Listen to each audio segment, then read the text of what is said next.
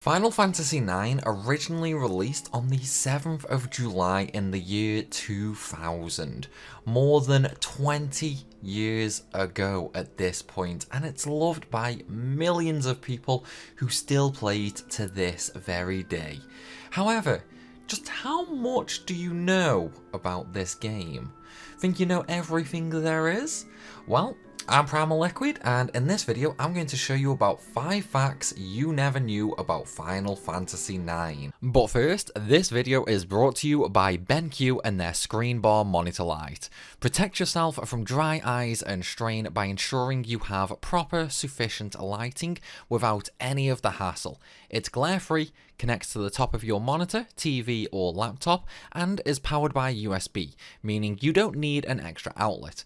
You can also avoid things like reflected glare that you would typically get with a normal desk lamp. The screen bar features auto dimming and optimal brightness thanks to a built-in ambient light sensor, but is also manually dimmable with the touch sensor as well. It easily clips onto monitors thanks to its adjustable bracket, so all you have to do is place it on top like a normal webcam, no messing about with stands, screws or fittings. Glare-free thanks to its asymmetrical design, so it only illuminates the desk and ensures zero reflective glare off of the screen.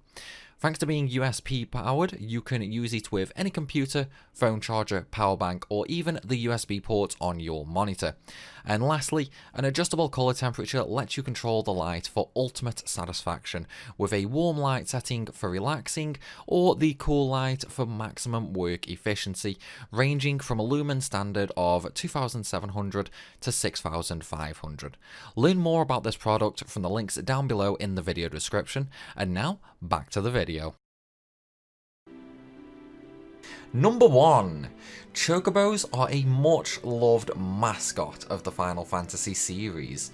The adorable little yellow bird is often a great companion who helps us get around the world or helps us with finding items.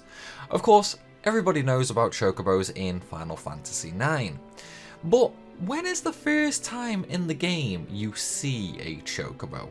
When you get to the Chocobo Forest? Maybe using the telescope in Lindblum with Dagger? Now, I'm sure most of you will say the village of Dolly.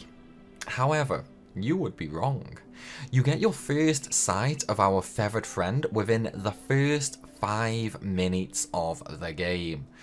Once you beat Baku at the very start and then begin to listen to the plan to kidnap the lovely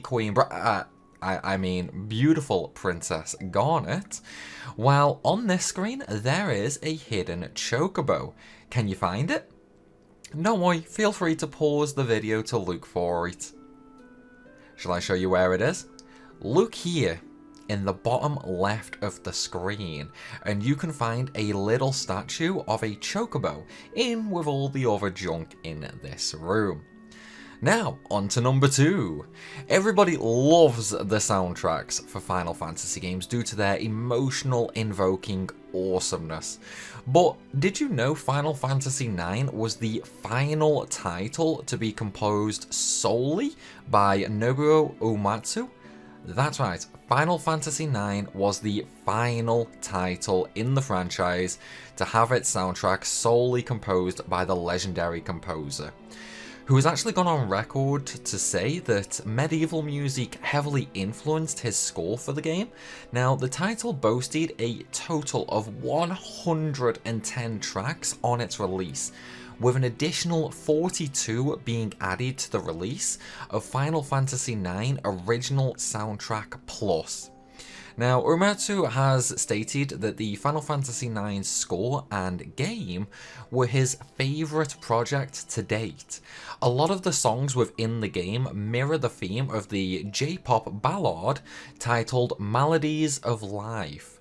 This song was composed by Uematsu and sung by Emiko Shiratori for both English and Japanese versions. Number 3. When it comes to drinks for gamers nowadays, it's all Mountain Dew, Dr. Pepper and G Fuel. Well, what's the perfect drink to go with Final Fantasy IX? How about a nice cold can of Coca-Cola? Well, the bigwigs at Square Enix seemed to think so because they partnered up with Coca-Cola on the game's release to promote it. In a very elusive advert that only aired for a short period of time, it features Zidane running after a flying Coca-Cola bottle cap as it soars through Alexandria, transforming the city into a magical and fun-themed spectacle. Thankfully, Garnet stops Zidane jumping off of a roof to try and grab it though, because something tells me a monkey pancake wouldn't have been so magical. Now, if you want to see this this advert in its full entirety, guys, you can YouTube it. I won't be showing it in this video just because of, you know, copyright issues and all things like that. Anyway, number 4. Unknown to many players is the fact that Final Fantasy IX offers 2-player co-op during its battles. Now, plugging in a second controller allows another player to join the battle, with each player taking control of 2 of the 4 active party members. This feature is inexplicably not mentioned in the instruction manual or strategy guides. Yeah, is a nice little adaptation regardless if you happen to have a buddy on hand.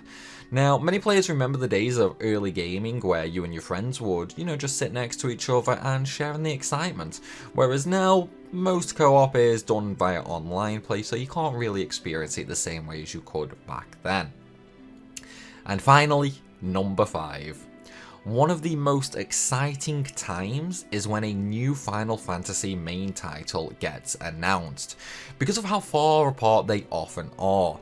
However, can you imagine people's surprise back at the very start of the year 2000, when not only was Final Fantasy IX first announced, but right after it in the same event, Final Fantasy X and Final Fantasy XI were also announced.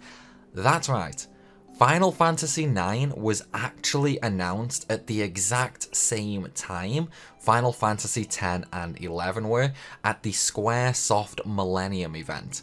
All 3 games were actually being developed simultaneously, with the development team split between Japan and Hawaii.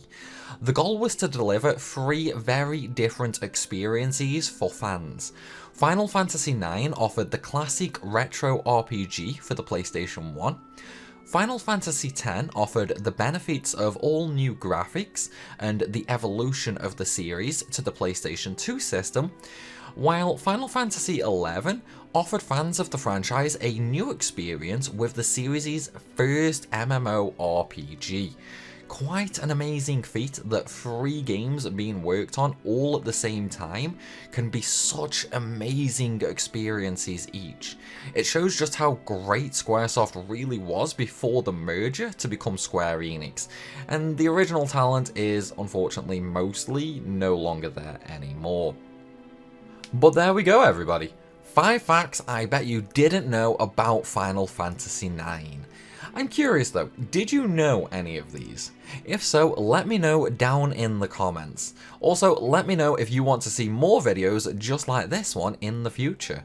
But if you enjoyed the video, then go ahead and hit that like button, and if you're new to the channel, then make sure you hit the subscribe button as well. Also, below in the description, you can find my links to social media and our Discord server, which you should absolutely come and hang out in. Like always though, everybody, thank you for watching, and I'll see you all soon.